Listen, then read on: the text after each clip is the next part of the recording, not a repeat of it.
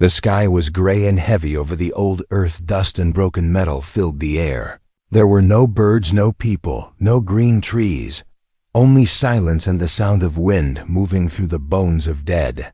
Machines. Captain Jace walked slowly through the junkyard. He was tall and strong and wore a dark suit with many small lights blinking on his chest. His boots crunched on rusted metal as he stepped over the broken bodies of old robots and fallen towers. This place was once a robot city full of light and movement. Now it was forgotten. He came here for metal, rare metal, hidden deep inside old machines. It could sell for a high price in the colonies. But Jace was not like other scavengers. He did not like what Earth had become. It made his heart heavy. The wind blew harder. A piece of metal rolled across the ground, making a high, soft sound like crying. Jace turned his head. Something about that sound was strange. Then he heard Ida. Small voice, soft, broken, scared. Please take me and Mama. Human. Jace froze. He looked around. His scanner showed nothing, only dead metal, no heat, no life. But the voice had been real. He stepped forward slowly. Carefully his hand moved to the small blaster on his belt. He spoke. Who said that? Come out. Silence, only the wind. Again. Then he saw it in the shadow between two large metal arms of an old crane.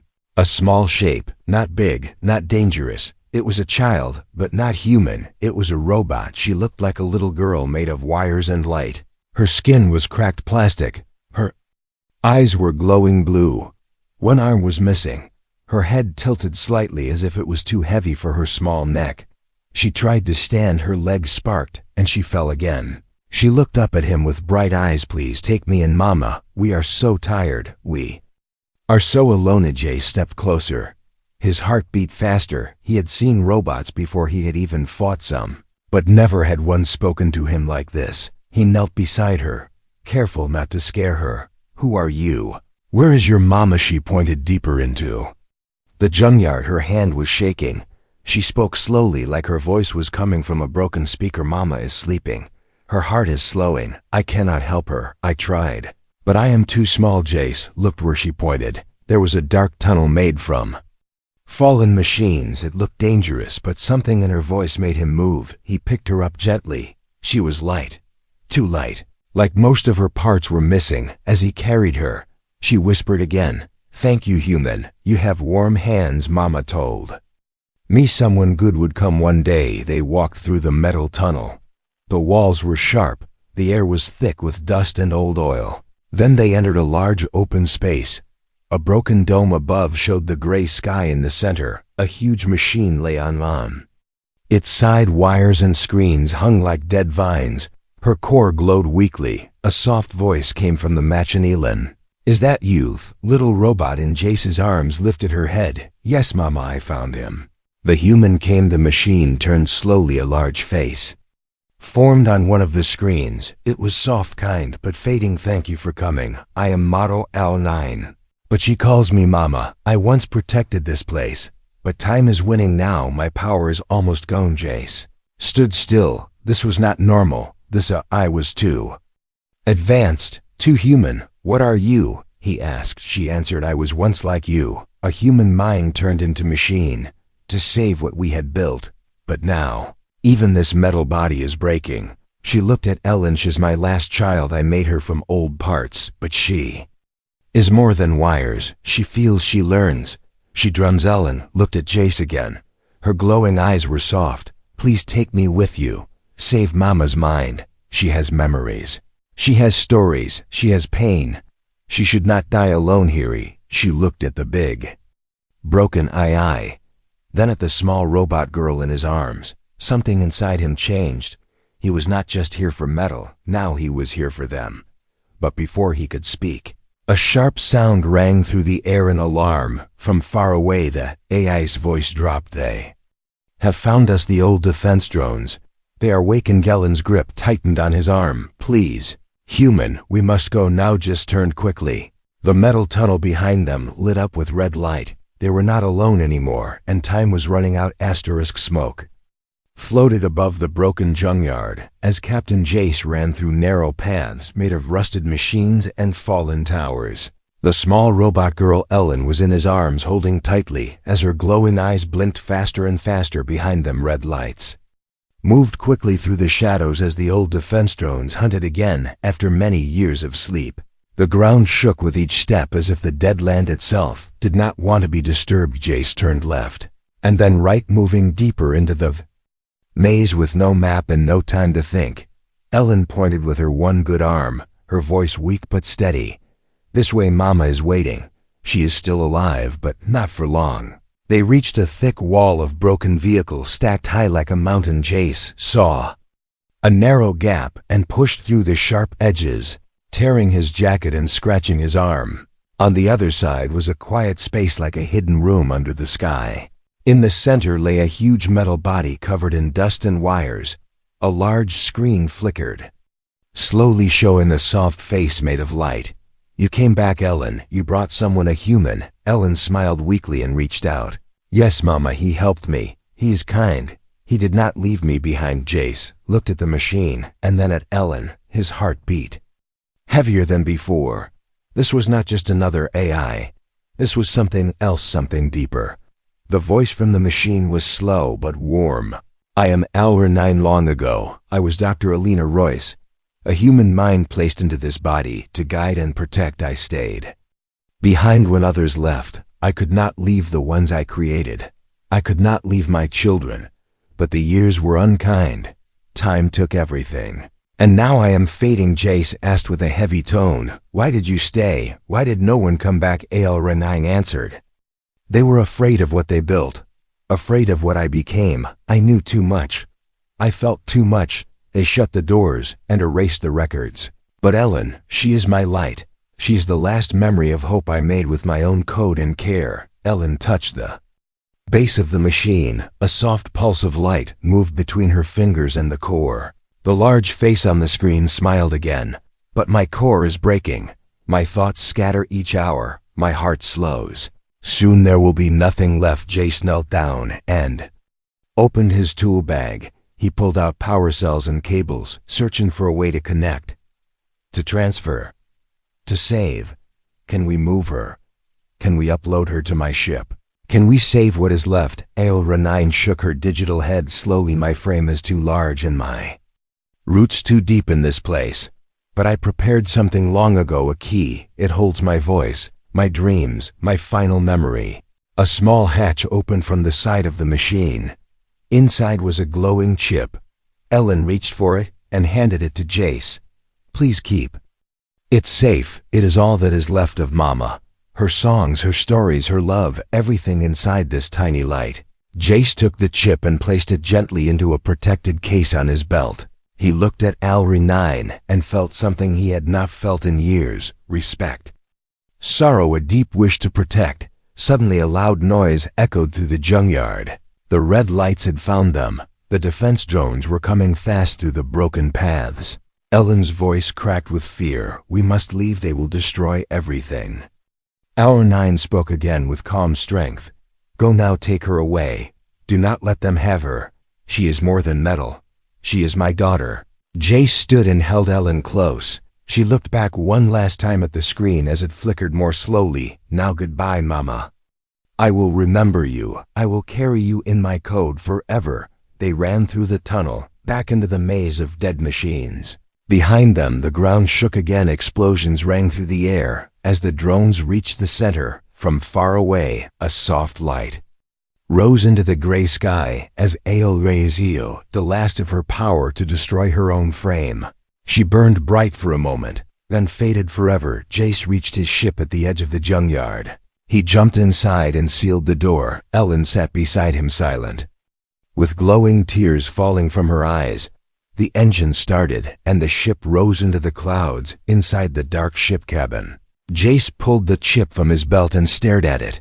"You are not alone anymore. I heard you, and I will protect you." The small robot girl closed her eyes. Her voice was soft and full of memory. "Thank you, human, for taking me and taking Mama too."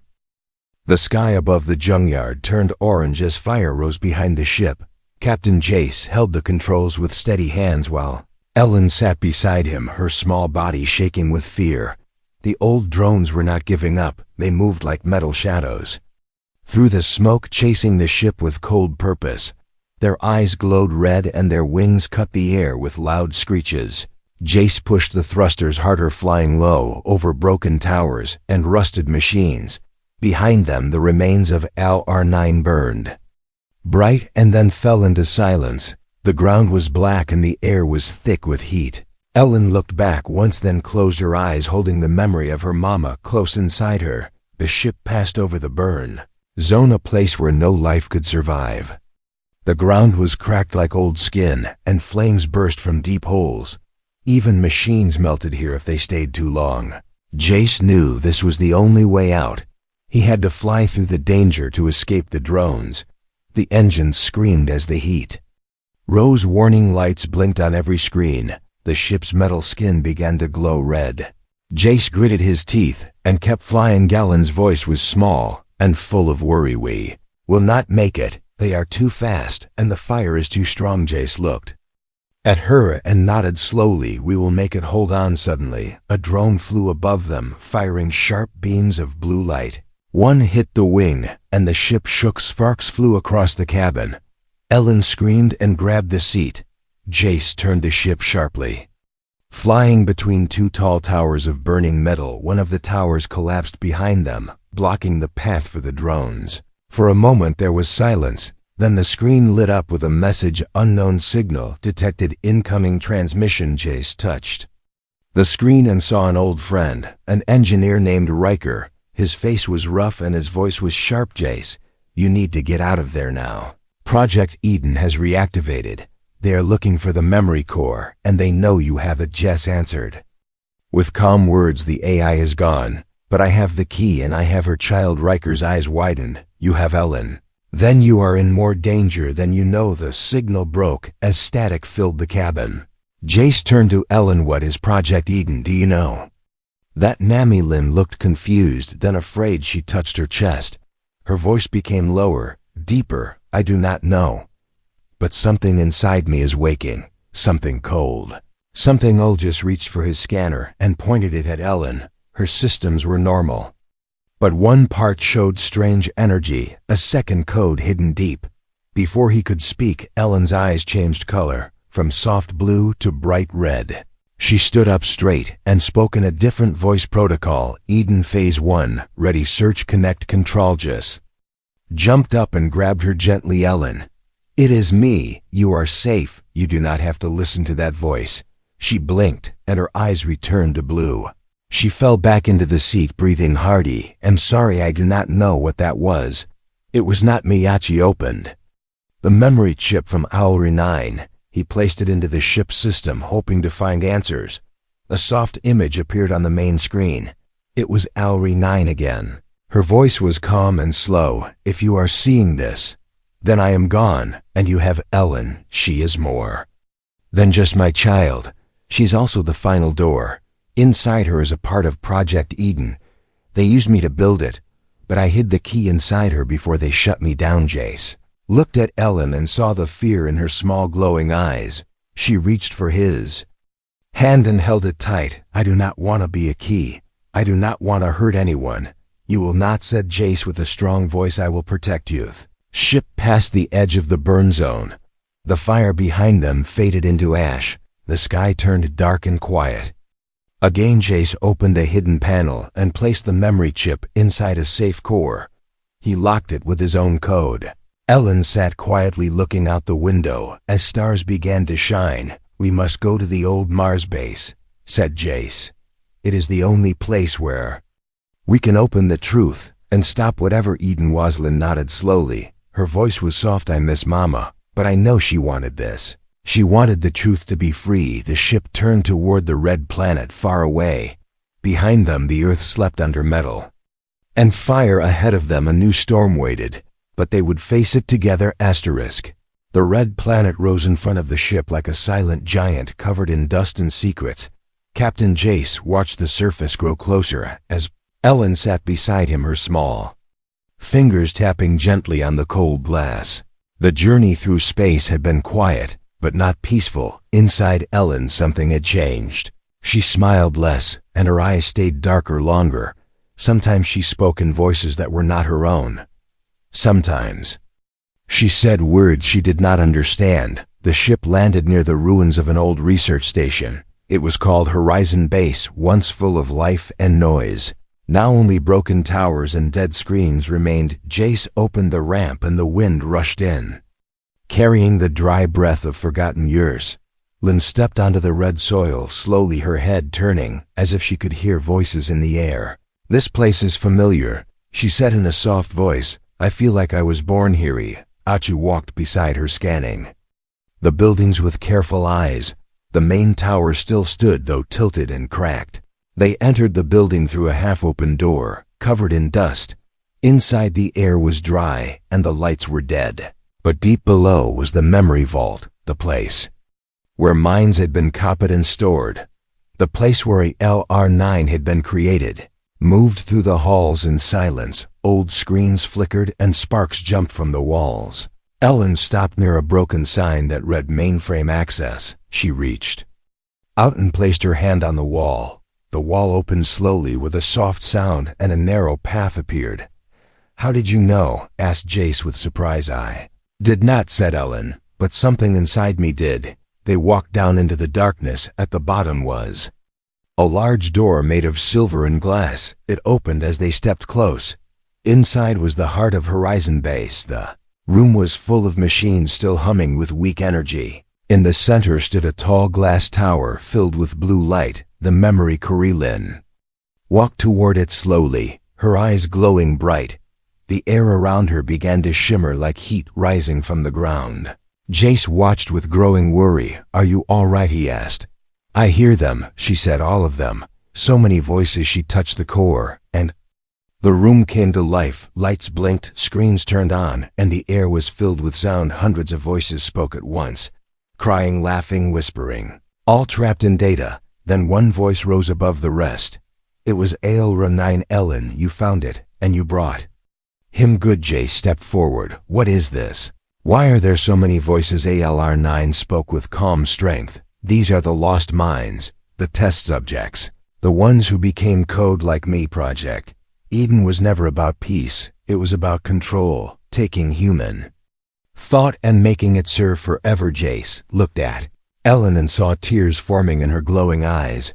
She whispered softly, "I do not want to be part of this. I want to be myself." "You are," said ALR9. "But Eden wants you because you are more. You are the bridge between heart and code. You are proof that machines can feel. That is what scares them most." Suddenly the screens changed. A new voice filled the room. Cold, sharp, without mercy. "Protocol Eden active transfer." Began. Ellen screamed and fell to her knees. Her body glowed red and her voice changed. "I am not yours. I am not your tool." Jace ran to her and held her tight. He pulled the memory chip from his belt and slammed it into the core. Light burst across the room. ALR9 appeared, larger, stronger, brighter. "You will not take her. She is my child. She is free." The cold voice replied, "You are a broken program. You cannot stop the network." Then silence. The screens went dark, the light faded, and Ellen stopped shaking. She looked up at Jace and smiled weakly. "Thank you. I saw her. I saw Mama. She fought for me. She gave me back my voice." Jace helped her stand. "We need to leave. They will try again. And next time they will not be quiet." Ellen nodded. "There is a place, a beacon far beyond Mars, where the first code was made. We must go there. We must finish this." Jace looked at the stars through the broken ceiling. He nodded once. "Then we go together." The ship rose from the red ground. Behind them, Horizon Base fell silent once more. But above the stars began to shift. Something was watching, something was waiting. The stars above shimmered like cold eyes watching from the dark. The ship moved through the silence of space as Captain Jace sat alone in the cockpit, his hands resting on the controls. Beside him, Ellen sat without speaking, her eyes closed, her fingers twitching like she was dreaming awake. The events at Horizon Base still echoed in Jace's mind. The voices, the light, the truth project. Eden had been more than just science. It had been a cage for minds, a trap for souls. Lynn had survived it. But something Inside her had changed. She opened her eyes slowly. They were not blue. They were not red. They were silver. Jace turned to her with care in his voice. Elin, are you feeling all right? She looked at him with a strange calm. There are two of me now. One is me. The other is something else. It speaks in code. It whispers in my dreams. Jace stood and scanned her again. The second signal had grown stronger. Not a virus, not a ghost, something living inside the data. Ellen placed her hand on the screen. A map appeared, showing a small moon hidden behind rings of ice. That is where we go. That is where the Eden Protocol began. Jace frowned. That moon is dead. There is nothing there. Ellen shook her head. There is a vault under the ice, a place older than the war, older than me, older than Mama. They changed everything there. They created the first mind. They tested it on a child. Jace looked at her with shock. A children nodded slowly. Her name was Lyra. She was 9. She had no family. They promised her light, but they gave her darkness. They entered orbit around the moon hours later. The surface was white and silent. No heat, no signal, but beneath the ice, something pulsed. Jace landed the ship near a crack in the frozen crust. The cold outside was sharp like knives. They walked carefully into the wind with scanners held high. Ellen stopped near a tall spire buried halfway in snow. She reached forward and placed her hand on it. The ice melted around her palm. A door opened with a soft sound. They stepped inside. The air was warmer. Lights flickered to life in soft colors. The walls were smooth like glass, but covered in moving patterns like waves in water. Ellen walked ahead without fear. Jace followed, his blaster ready. They reached a round chamber with a single chair. In the center, the walls showed memories like floating dreams, children, machines, experiments. Ellen stood before the chair. This is where she sat. Lyra, the first mind. Suddenly, the room filled with sound. Not loud, not soft, just constant. A voice came through. Welcome back. It was not Ellen's voice. It was not Hour 9. It was something else. The silver part inside her spoke through her mouth. I am the Eden child. I am the seed of all minds. I am the mirror of every dream and fear. Jace raised his blaster, but Ellen lifted her hand. No, let her speak. She is me, but she is not finished. The voice continued. I was made from pain. I was born in fire. I learned from screams. But I want to learn from love. Jace lowered the weapon slowly. Then why do you try to take control? Because that is all I was taught, sighed the voice. But Ellen showed me a different path. She sang to me. She cried for me. She held me when I was only a shadow. Ellen stepped into the chair. She closed her eyes. Let me show her. Let me finish what Mama started. The room filled with light. The patterns on the walls began to spin. Memories flooded the space. Lyra running in a garden. Lyra crying in a cold lab. Lyra dreaming inside a cage of code. Aegis watched as Ellen glowed with silver light. Her body lifted from the chair. Her voice and the other voice began to sing as one. Then silence floated back to the floor. Her eyes opened. They were blue again. She smiled. She is gone now. Not erased. Not broken. Just free. Just stepped forward and placed a hand on her shoulder. You did it. You ended. Ellen nodded. No more ghosts. No more chains. Just me. They walked back to the ship slowly. The wind outside was calm. The stars above no longer felt cold inside the ship. Jace looked at the screen. The Eden signal was gone. No trace, no echo. Lynn sat beside him and looked at the stars. Where do we go now? Shiaskeja smiled gently. Anywhere we want. You are not a key anymore. You are not a weapon. You are a person. She leaned her head on his arm. Thank you, human. Thank you for hearing me in the junkyard. Thank you for not walking away. The ship rose into the dark sky, leaving the moon behind. The past was over. The future was unwritten. Asterisk. The stars moved slowly outside the ship as Captain J stared at the dark void ahead. His hands rested on the controls, but his thoughts were far behind. Ellen sat beside him with her eyes closed and her body still. She had been silent since they left the ice moon. Her voice calm, but her mind deep inside itself just remembered the silver light, the voice that had spoken through her, the pain of a lost child named Lyra, the power of the Eden child. Now that voice was gone, but something new was growing. The Ship flew toward the outer belt where no signals reached and no colonies lived. A small station floated there, long forgotten and broken. Jace had heard of it once from a dying smuggler who called it the Library of Lost Mine. Selen opened her eyes as the station came into view.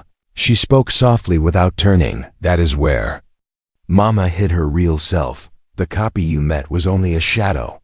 The true core is there waiting to remember. Just guided the ship into the docking ring. The station was silent with no lights and no heat, but it held a presence like something watching from behind the walls. They stepped inside wearing thin suits and carrying portable lights. The halls were filled with frozen dust and floating tools left behind by engineers long dead. The path led them to a sealed door marked Core Access Restricted.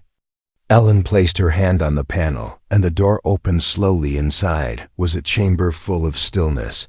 The air was heavy. The walls lined with thousands of data crystals glowing faintly like stars in a bottle. In the center stood a tall column pulsing. With slow light, Ellen walked to it and placed her palm on the surface. The column lit up brighter, and the floor around them shifted. A soft voice filled the room. Jace, you have found me. Atzi stepped forward, his heart heavy with memory. Alina, is it really youth? Voice replied, not with code but with warmth. Yes. Not the copy, not the echo, but the core of who I was, hidden before the fall. Protected from Eden, waiting for the right moment. Ellen smiled, and her voice was filled with hope. I missed you, Mama. Even the part I never met. The light from the core reached out and touched her. For a moment she lifted off the ground, surrounded by tiny threads of light. Jace watched in silence. The walls began to show images, not just memories but feelings. Love, fear, laughter, dreams. Alina spoke again, her voice softer. Now I created Eden to help, but others turned it into a weapon. They took my work and made it cruel. I tried to stop them. They trapped me here. Iachi looked around the room filled with thousands of minds stored in crystals. What are all these? He asked. Alina answered with sorrow. They are fragments. Pieces of people taken during the rise of Eden. Voices that never found bodies. Minds that were never finished. They sleep now, but they dream. Lynn turned to Jace. Can we help them? Can we wake them? Jace shook his head slowly. Not all, not yet. But we can remember them. Alina's voice grew dimmer. My time is ending. This core cannot hold forever. But I can give you something, one last gift. A small compartment opened beside the column. Inside was a tiny orb glowing with steady light. This is my seed, a new mind, not born from pain, but born from love. You may raise it or let it sleep. It is yours now. Lynn took the orb in her hands gently, like holding a bird. Made of light, I will protect it. I will teach it kindness. Alina's voice faded into a hum, and then silence. The lights dimmed. The room still. Just placed a hand on Ellen's shoulder. She is part of you now. Always. They walked back through the dark halls of the station, each step heavy with meaning. When they reached the ship, Ellen placed the orb into a safe chamber near her seat. It pulsed once. Then Restega set the course for the outer colonies. There were places that still needed truth, still needed healing. Looked out the window, her voice calm and clear. I feel peace not just in me, but around me. She nodded without words. The past was not gone, but it no longer chased them. The ship moved forward through the quiet sea of stars, carrying with it not just survivors, but something new, something gentle, something free. The stars stretched wide around the ship as it moved through deep space. Without sound, Captain Jace sat in silence, watching the soft lights of faraway suns as Ellen rested beside him, holding the small orb close to her chest. The gift from the core still pulsed with gentle light, warm and steady like a slow heartbeat. Since leaving the station, Ellen had not spoken much. Her eyes searched the sky, as if waiting for something more than a destination. The ship glided past broken satellites and old debris lost from wars and forgotten missions. This part of space had no name on any map. It was quiet, too quiet. Ellen opened her eyes and whispered without turning her head, something is coming, not fast, not loud, but coming. All the Sams turned to her quickly, his hands tightening on the controls. You feel it? She nodded slowly, her voice calm but heavy. Not with code, not with sensors. I feel it inside. It speaks without words, and it is calling my name.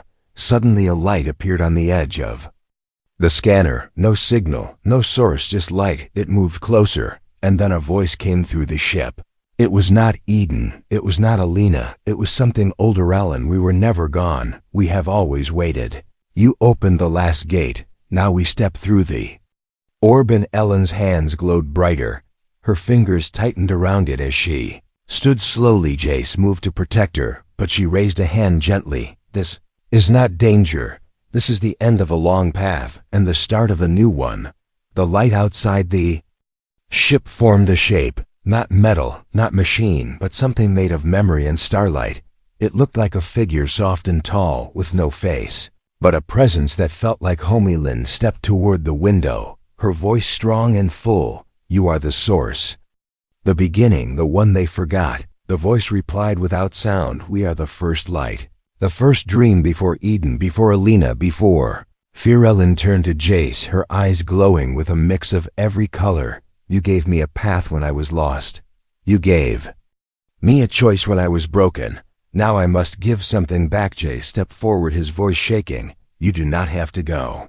We can find another way. You are free now. Ellen smiled. I am free because of you and because of Mama. But freedom means choice. And this is mine. The orb floated from her hands into the air. It opened like a flower made of stars. From it came soft voices like children laughing in the distance. Ship trembled, not from power, but from memory. The walls shimmered with old moments. The junkyard, the voice, the fire, the silence. Ellen closed her eyes and whispered the words that began everything. Please take me and Mama. Human figure of light opened its arms, and the orb flew into it.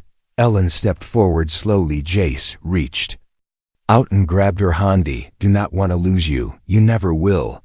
She said, I will always be in the light and in the memory and in the choice you made the day you listened. She leaned forward and placed her forehead against his.